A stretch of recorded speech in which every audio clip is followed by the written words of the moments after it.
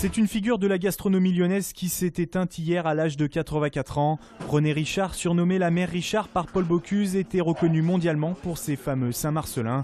Au Hall de Lyon aujourd'hui, l'hommage était général. Elle avait son caractère, mais ça plaisait aux clients de se faire embarrer de temps en temps. Moi, tous les jours dans mon magasin ici à Lyon, dans notre fromagerie, Mons, on me demande des Saint-Marcellin de la mère Richard. Moi, je viens de Paris, donc la mère Richard, même à Paris, elle est très connue. Beaucoup de gens connaissent ces fromages. C'est encore un peu plus spécial pour Colette Sibilla. Elle était amie avec René Richard depuis 60 ans. Les deux femmes ont contribué à faire des Halles de Lyon un lieu emblématique de la ville. Je suis très triste, j'arrive pas à réaliser. C'est toute une vie de travail, une vie d'amitié. Tout ce qu'elle faisait, c'était parfait. Elle était vraiment très près de tous ses produits et tout ce qu'elle faisait. Rien à clocher, c'était parfait. Et c'est bien sûr Paul Bocuse qui, le premier, a intégré les Saint-Marcellin de la mère Richard sur sa carte. Aujourd'hui, les grands chefs continuent d'utiliser ces fromages dont la réputation n'est plus à faire. Ça a été une des précurseurs à affiner notamment le Saint-Marcellin comme ça. Ça a été également la première à faire un peu du marketing dans le fromage en enveloppant ce Saint-Marcellin dans du papier. Donc c'est une femme qui était en avance sur son temps. Et désormais, la mère Richard, c'est donc elle, René Richard fille, qui va continuer à veiller sur les précieux Saint-Marcellin. Je pense que nous allons faire pour la métropole comme nous avons fait pour Lyon, c'est-à-dire rassembler largement, par-delà les sensibilités politiques. Construire une métropole, c'est une ambition remarquable, bien sûr. Mais ce qui est important, c'est de respecter les territoires, de respecter les maires, d'établir avec eux un nouveau contrat de confiance.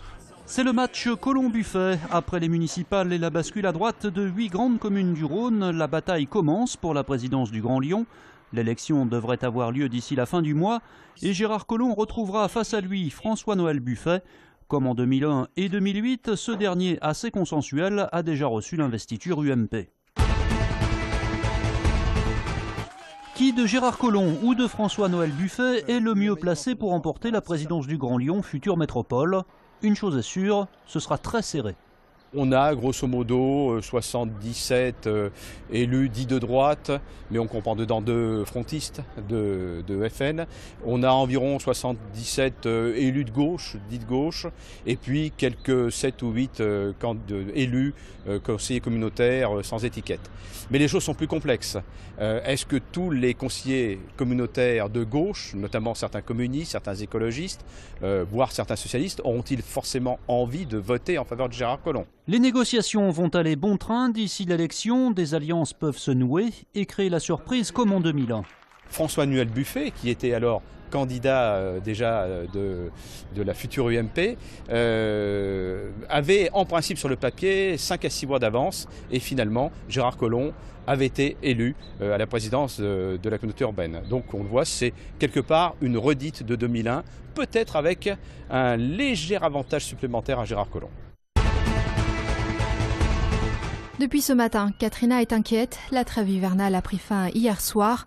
La jeune Kosovare et sa famille vont devoir quitter cet hébergement d'urgence qu'ils occupaient depuis le début de l'hiver. Une endroit dans la rue pour dormir, pour faire quelque chose comme avant. Parce que même nous, pas une famille ici en France qui peut héberger ou faire quelque chose. Avec la fin du plan froid, 1 millier de places d'hébergement ne seront plus disponibles dans le Rhône. Beaucoup de familles et de personnes seules se retrouvent sans solution. C'est déjà le cas pour Morgane, 24 ans, qui vit dehors depuis 3 mois. Les centres sont trop petits et ils hébergent déjà un grand maximum de personnes et il n'y a pas assez de place. Certaines associations dénoncent ces solutions saisonnières et lancent un appel au lendemain des élections. Un projet de loi a même été soumis aux élus pour accompagner ces populations vers les campagnes. Si l'on demande aux communes rurales qui manquent de population et surtout qui manquent d'enfants pour leur école, de venir chercher, de candidater pour ces familles avec enfants, eh bien, nous sommes persuadés qu'on va pouvoir donner un vrai projet à ces familles de sans-abri. À noter que la fin de la trêve hivernale signe aussi la reprise des expulsions locatives. Réouverture ce matin à la circulation du pont de l'île Barbe. L'ouvrage a été réparé. Il avait été heurté par une barge le 5 novembre dernier.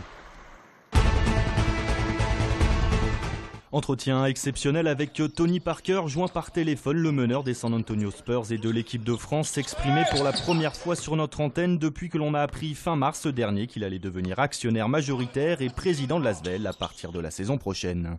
C'était le bon timing et de faire continuer à faire progresser ce club légendaire. L'engouement a été incroyable. C'est vrai que j'étais assez surpris. Les gens ils sont vraiment très très contents. Maintenant, c'est à moi et à mon équipe d'aller au boulot et de faire continuer à faire grandir ce club. J'ai envie de redonner au basket français et voilà, j'ai envie de vivre une aventure avec mon club. Et même si le futur président des Verts a annoncé vouloir faire de l'Asvel un grand d'Europe, cette révolution ne se fera pas à coup de transfert mirobolant. On a déjà Edwin Jackson sous contrat, Jean-Charles Livio, Amarassi, Georgie Joseph, Alexandre Chassang. Donc déjà on a déjà nos 5 Français. Donc après, voilà, je vais pas révolutionner tout. 1 euro, c'est 1 euro et le budget sera le même l'année prochaine. On va pas brûler les étapes. L'intégralité de cet entretien est à retrouver sur notre site internet www.tlm.fr.